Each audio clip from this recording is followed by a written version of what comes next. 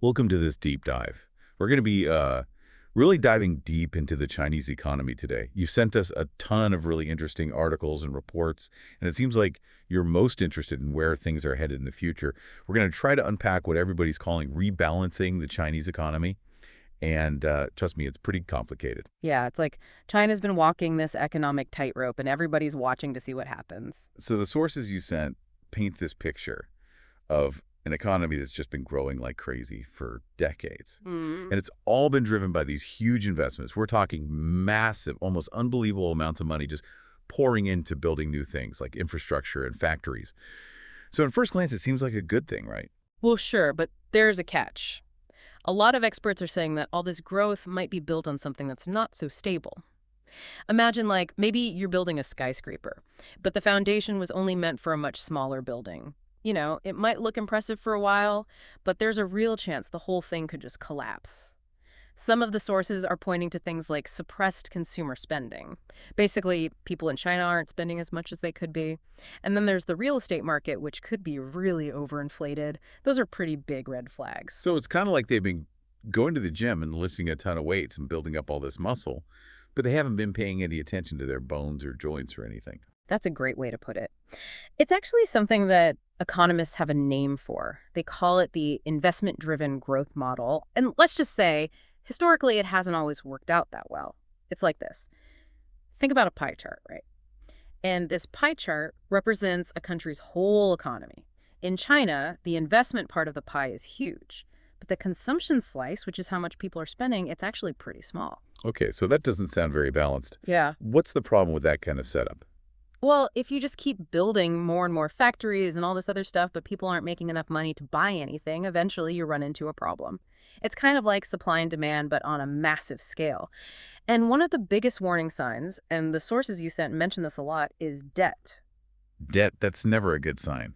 Why is debt such a big deal when it comes to China? Well, imagine if you were using your credit card for like almost everything, but your paycheck never got any bigger. You'd be drowning in interest payments pretty quickly, right? Well, it's kind of the same thing for countries. If they owe way more money than they can realistically pay back, it can cause a major financial crisis. There's this one expert, Michael Pettis, and he had this really interesting way of explaining it. He said it's like a game of musical chairs. As long as the music's playing, which in this case means the economy is doing well, nobody really notices the problem. But as soon as the music stops, things can really fall apart. That doesn't sound good. So that leads us to this rebalancing idea we keep hearing about.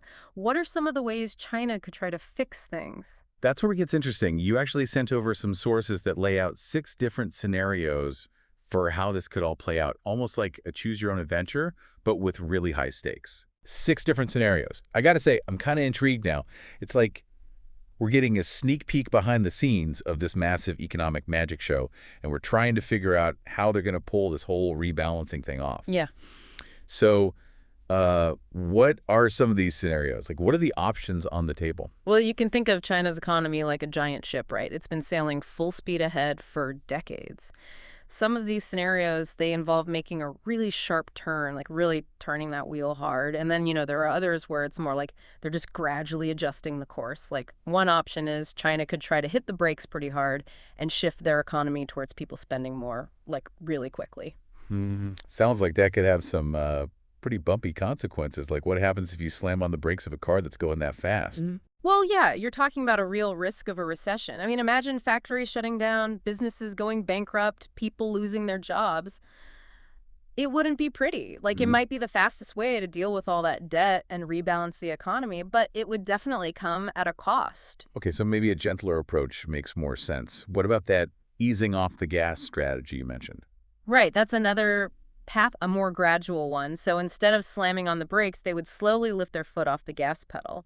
It would involve things like maybe raising interest rates a little bit at a time to try to discourage people from borrowing so much money, and maybe letting the value of their currency, the yuan, go up so that stuff made in China gets a little more expensive for people in other countries to buy. Oh, and maybe try to boost household income, like what people actually earn, maybe through social programs, things like that. Yeah. And the goal there is to try and get the economy off this, like dependence on investment and debt, and shift it over to something that's more sustainable in the long run. So, less roller coaster, more scenic route. Sounds a little less risky.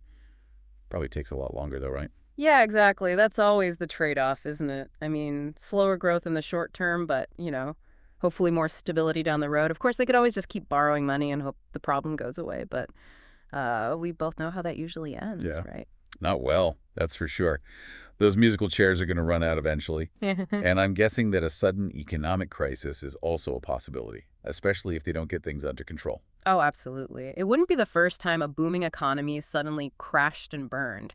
Kind of like, imagine if you kept blowing up a balloon, like more and more air, and eventually the rubber just can't stretch any further.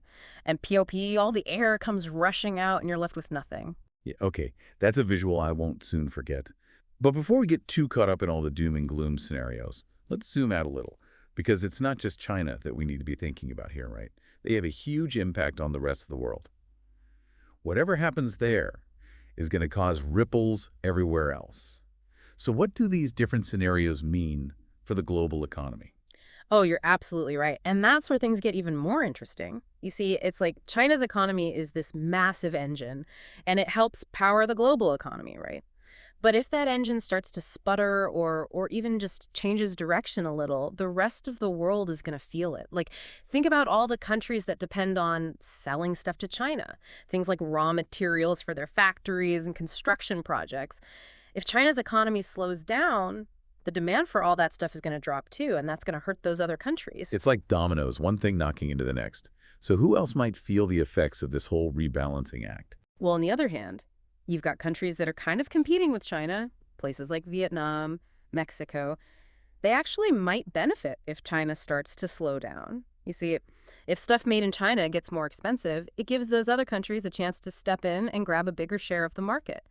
And then there's the impact on global financial markets.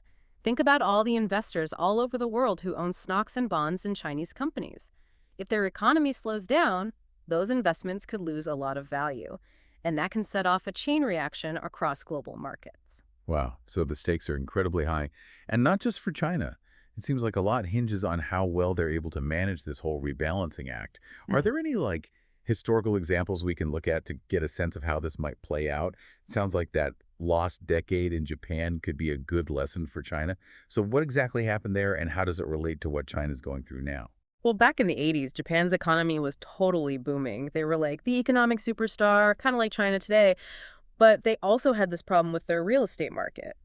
It was a bubble, and it was all built on too much borrowing and speculation. And then in the early 90s, that bubble burst. It sent Japan into this long period where the economy just, stagnated, kind of like a balloon that's lost all its air. So a cautionary tale. Yeah. But yeah, every situation is different, right? What are the big things that will determine whether China ends up in the same boat? That is the question, isn't it? I mean, there's no easy answer. But the stuff you sent over, it offers some clues. One of the biggest things to watch is how China handles all that debt they've racked up. If they keep borrowing and borrowing to fuel their growth, it could end up, just like Japan, a long period of really slow growth, maybe even deflation. Makes sense. So debt is a big one. What else? The other thing is how well and how quickly they can shift their economy away from all that investment and towards getting their own people to spend more. If they can boost incomes for regular folks, maybe build a better social safety net, it could make the transition a lot smoother, but it's definitely a tough balancing act. So they've got their work cut out for them. But it's not all about what China does internally, right? I mean, the rest of the world plays a role in this too, don't they? Oh, absolutely. And that's another thing that the sources you sent really highlight. China's economy is so connected to the rest of the world. It's not just about what they do, but also how other countries react. For example, let's just say that the U.S., really gets serious about reducing its trade deficit with China. That means they start buying less stuff from China and maybe even selling more stuff to China. That could actually help China rebalance because it forces them to become less reliant on exports and maybe even boosts domestic consumption. Interesting. So it really is like this complex game of economic chess with all these players trying to anticipate each other's moves. Exactly. And just like in chess, there are potential traps and unintended consequences everywhere you look. One thing that really caught my eye in what you sent was this whole issue of China's foreign currency reserves. They're massive, and people usually see that as a sign of strength. But some experts are saying that it could actually become a liability. Wait, hold on. How can having a ton of money be a bad thing? Well, see, China holds a big chunk of those reserves in US dollars. And if the value of the dollar goes down, let's say there's a lot of inflation in the US, or people just lose confidence in the US economy, those reserves would suddenly be worth a lot less. So it'd be like having a treasure chest full of gold, and then suddenly the price of gold crashes. Ouch. Exactly. And it all ties into this other really important issue, the role of the US dollar as the world's main reserve currency. It's complicated, but basically, the US gets a lot of benefits because so many international transactions happen in dollars. But some people call it an exorbitant privilege. And like any privilege, it comes with risks. Because if the dollar were to lose its status as the top dog, well, that would have huge implications, not just for the US, but for the entire global economy. This has been incredible. We've covered so much ground, and I feel like I've learned a ton about the delicate balancing act that's happening in China and the ripple effects it's having around the world. But if you had to leave our listeners with one key takeaway, what would it be? If you want to understand where the global economy might be headed, you got to keep your eye on three key things when it comes to China. How they handle their debt, how they manage this transition to an economy where their own people are spending more, and how their role in the global financial system evolves. Because those three things, they're going to have a major impact on all of us. I think that's a perfect note to end on. It's like we've been watching a masterclass in economic tightrope walking. Thanks for guiding us through this deep dive.